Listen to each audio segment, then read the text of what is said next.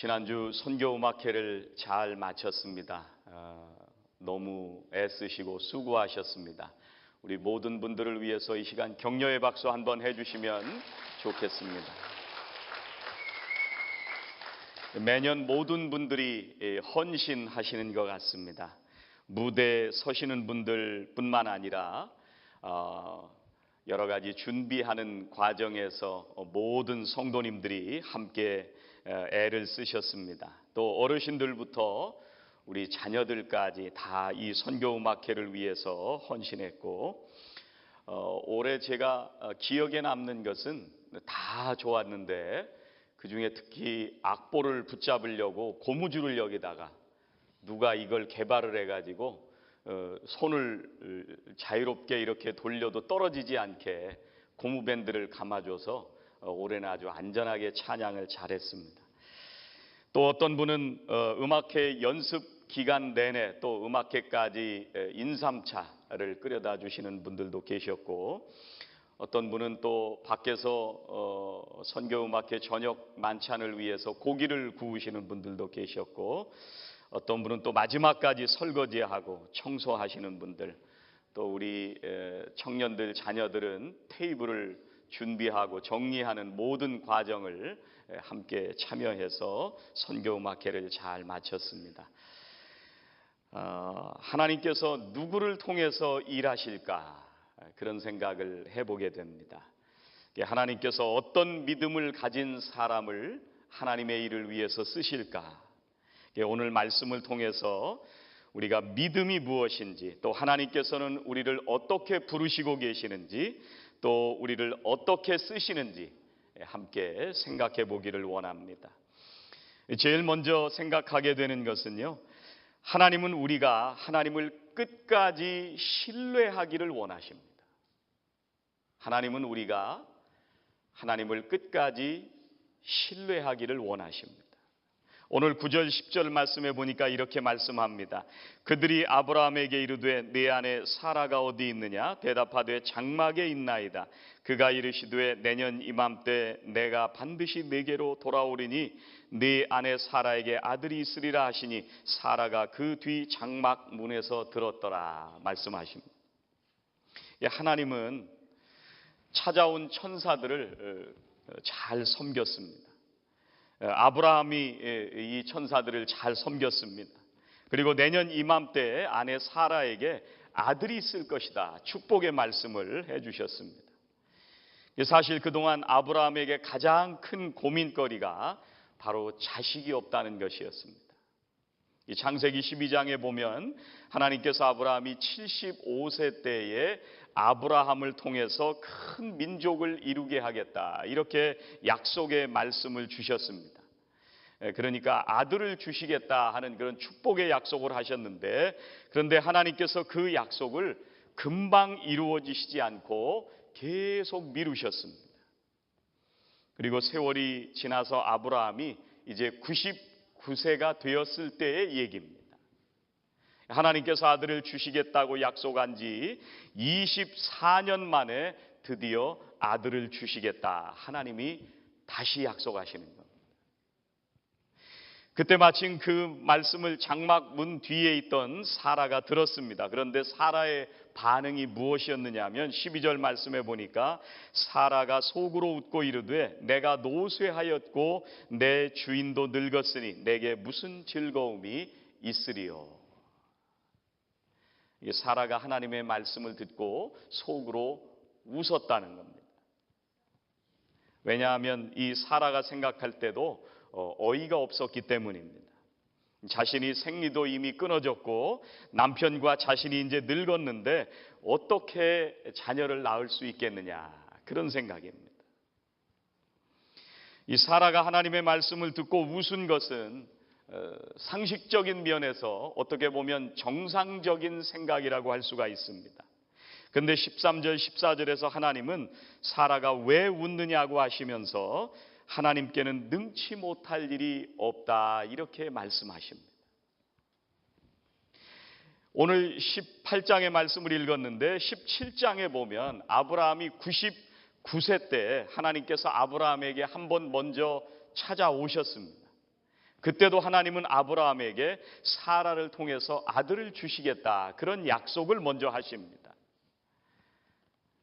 그러자 이 창세기 17장 17절에 보면 아브라함이 하나님의 그 약속의 말씀을 듣고 웃었다, 이렇게 얘기를 합니다.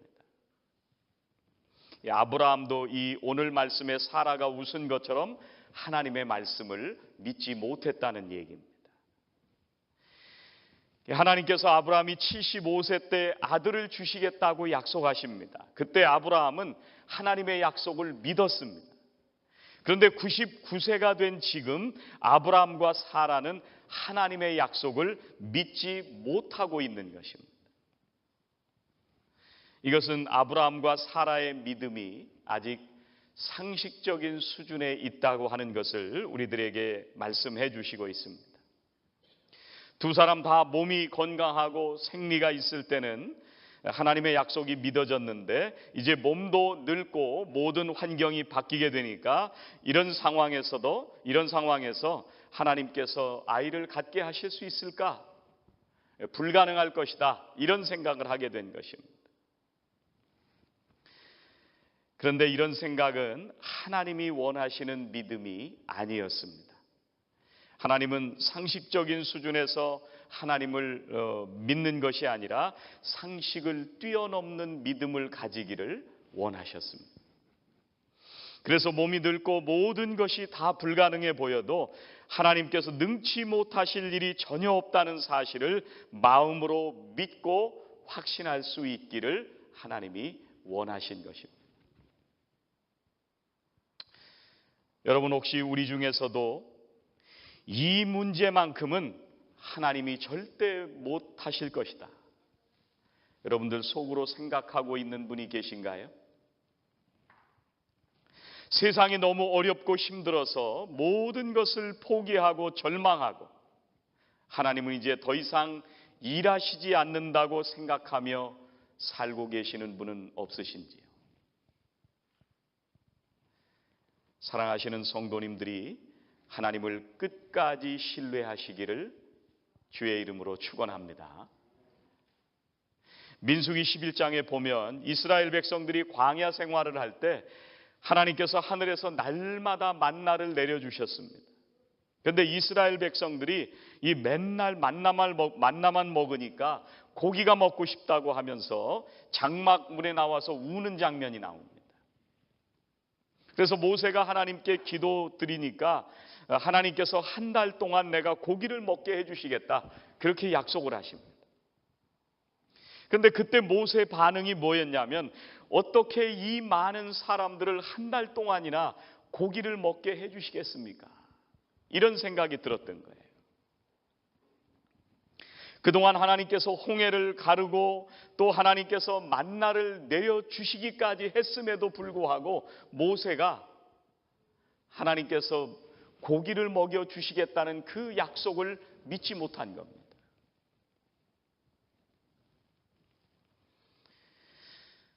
사실 광야에는 이스라엘 백성들에게 줄 고기를 찾을래야 찾을 길이 없습니다. 그리고 이스라엘 백성들의 숫자는 대략 200만 정도 된다고 추정해 볼 수가 있습니다. 그런데 하루 이틀도 아니고 한 달 동안이나 그 많은 사람들에게 고기를 먹이시겠다고 하니까 이 모세가 생각하기에 하나님이 이번에는 못하실 것이다, 그런 생각을 하게 됐습니다. 그래서 하나님께서 모세의 말을 들으시고 민수기 11장 23절에서 이렇게 말씀하십니다. 여호와께서 모세에게 이르시되 여호와의 손이 짧으냐? 네가 이제 내 말이 네게 응하는 여부를 보리라. 그리고 나서 하나님께서 큰 바람을 일으키셔서 하늘에서 메추라기를 보내주시게 됩니다. 그 모든 사람들이, 이스라엘 백성들이 메추라기를 먹게 됩니다. 여러분, 오늘 10절에는 뭐라고 말씀하시냐면요, 내년 이맘때 내가 반드시 내게로 돌아오리니 내 안에 사라에게 아들이 있으리라, 그렇게 약속하십니다. 이 내년 이맘때라고 하는 것은 원어의 말을 보면 생명의 계절에, 그런 말입니다. 생명의 계절에. 이게 내년 이맘때 1년 후를 얘기하는 것이지만 이것은 번역을 이렇게 하기보다는 이 하루하루 시간을 흘러가는 그 시간을 말씀하시는 것이 아니라 하나님이 역사하시는 시간을 말씀하시는 것입니다. 그래서 하나님께서 내년 이맘때라고 말씀하시는 것은 하나님께서 언제든지 결정하시는 그때 모든 것이 하나님의 손에 달려 있다고 하는 것을 말씀해 주시고 있습니다. 여러분, 믿음이라고 하는 것은 우리의 상식과 한계를 뛰어넘는 것입니다. 저는 오늘 사랑하시는 성도님들이 이런 상식을 뛰어넘는 믿음을 갖게 되시기를 주의 이름으로 축원합니다. 이것만큼은 하나님도 절대로 하실 수 없을 거라고 여러분 스스로 한계를 짓지 마십시오. 저는 우리가 어떤 상황 가운데 있든지 관계없이 하나님은 모든 것을 하실 수 있다고 하나님을 끝까지 믿고 신뢰하는 성도들이 되시기를 주의 이름으로 축원합니다. 바로 그때 하나님은 우리의 믿음을 통해서 놀라운 일을 행하게 되실 줄로 믿습니다. 오늘 두 번째 묵상하는 것은 하나님의 주권을 믿으시고 잘 견디어내시기 바랍니다. 하나님의 주권을 믿으시고 모든 환경을 잘 견디어내시기 바랍니다. 이 아브라함과 사라의 지나온 그 생애를 간략하게 요약해서 말씀을 드리면 하나님께서 아브라함이 75세가 되었을 때에 아브라함을 부르시고 큰 나라를 이루시겠다고 약속을 하십니다. 그리고 아브라함이 그 이후에 25년 동안 기다립니다.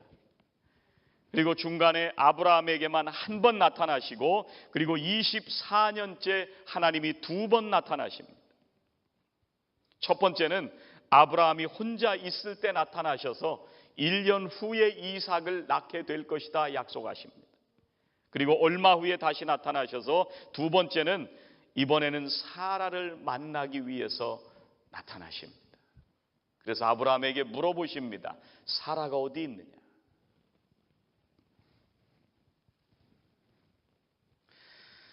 여러분, 우리가 생각을 해보면 아브라함은 기다리면서 하나님의 뜻을 이루어갔던 사람이라고 할 수가 있습니다. 그런데 사라는 아브라함보다 어쩌면 더 기다려야만 했던 사람입니다. 어떻게 보면 사라는 그저 기다리기만 했습니다. 아브라함은 하나님을 만나고 하나님의 약속을 붙들고 하나님께서 언젠가 이루실 것이라고 하는 기대 속에서 하나님의 역사를 기다리고 있었을 것입니다. 그런데 사라는 그저 하루하루 힘든 시간을 견디고 지나왔을 것입니다. 버티면서 지나왔을 것입니다.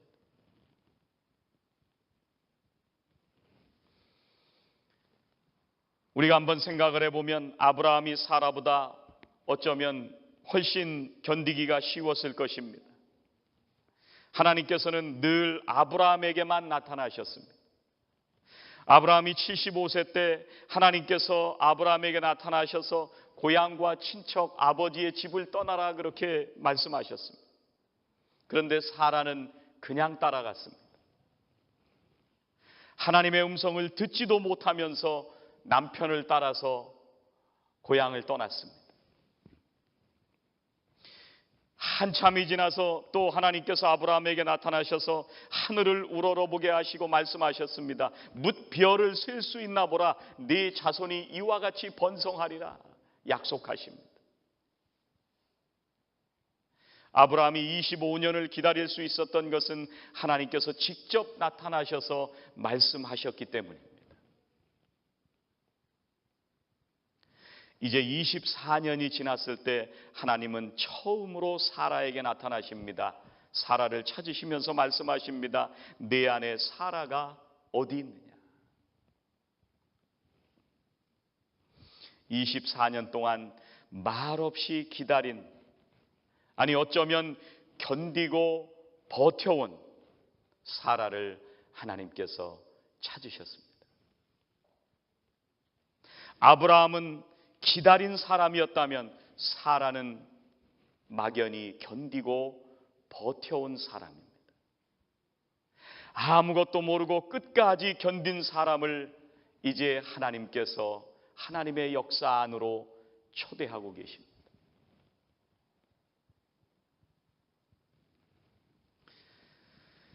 여러분, 사실 우리 부모님들의 삶이 바로 그런 것이 아니었을까 생각해 보게 됩니다.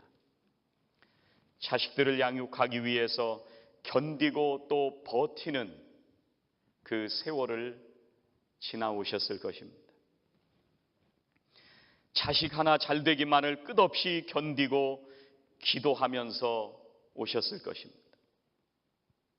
남들이 나를 무시해도 자식을 위해서 내가 오늘 참고 이민의 모든 고통을 다 참으시고 그렇게 지나온 세월들을 버티고 살아오셨을 것입니다.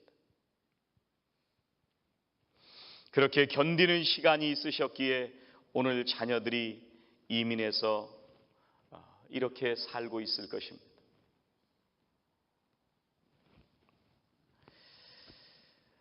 박완서 씨라고 하는 분이 1988년에 남편을 병으로 먼저 잃었습니다.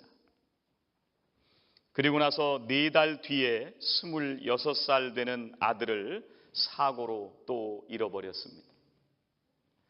그 후에 어느 잡지사 기자가 인터뷰를 하면서 물어봅니다. 선생님, 그런 고통을 어떻게 극복하셨습니까? 이분이 이렇게 대답합니다. 그것은 극복하는 것이 아니라 그냥 견디는 것입니다.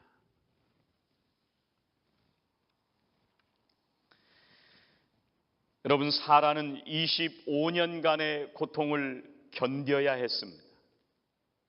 하나님의 음성을 직접 듣지 못했기 때문에 하나님은 견디고 견딘 이 여인의 이름을 바꾸어 주십니다.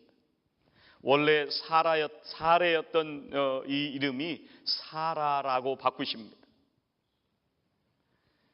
내가 그에게 복을 주어 그를 여러 민족의 어머니가 되게 하리라 축복하십니다. 모든 것을 견디었던 사라는 만국의 어머니가 되었습니다.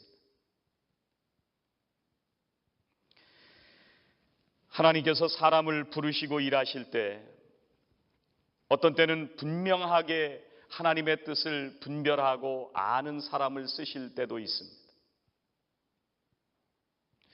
어떤 때는 분명하게 깨닫지 못하지만 그렇지 않은 사람에게도 하나님은 역사하셔서 하나님의 뜻을 이루어가는 데 써주시는 것을 볼 수가 있습니다. 하나님께서는 잘 모르는 사람들을 통해서도 하나님의 일을 이루어 가시는 분이십니다.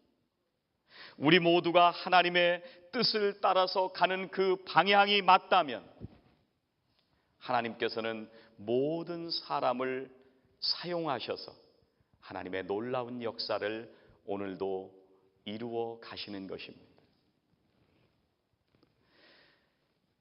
오늘 우리는 이민 생활 가운데 주님을 사랑하고 교회를 사랑하며 오늘까지 왔습니다. 하나님께서는 우리를 부르셔서 하나님의 귀한 일들을 하도록 이렇게 만나 함께 신앙생활하게 하셨습니다. 그동안 주님의 몸된 교회를 위해서 인내하고 견디고 버티어 주신 우리 교회의 모든 성도님들 그리고 우리의 부모님들께 감사를 드립니다.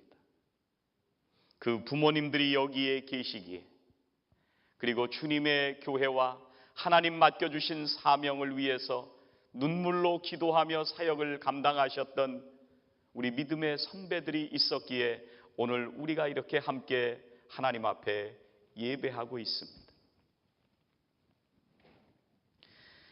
이제 앞으로도 하나님께서 우리를 부르실 때 지금도 여전히 일하시는 하나님을 신뢰하시고, 때로는 우리가 견디고 버텨낼 때도 있지만 하나님께서 기뻐하시는 길을 우리가 함께 지금 가고 있다면 하나님께서는 우리 모두를 써주셔서 하나님의 아름다운 역사를 이루어 가실 줄로 믿습니다. 이 하나님의 부르심에 응답하시고 오늘도 신실하게 믿음의 길을 함께 걸어가시는 저와 성도 여러분들이 되시기를 주의 이름으로 축원합니다.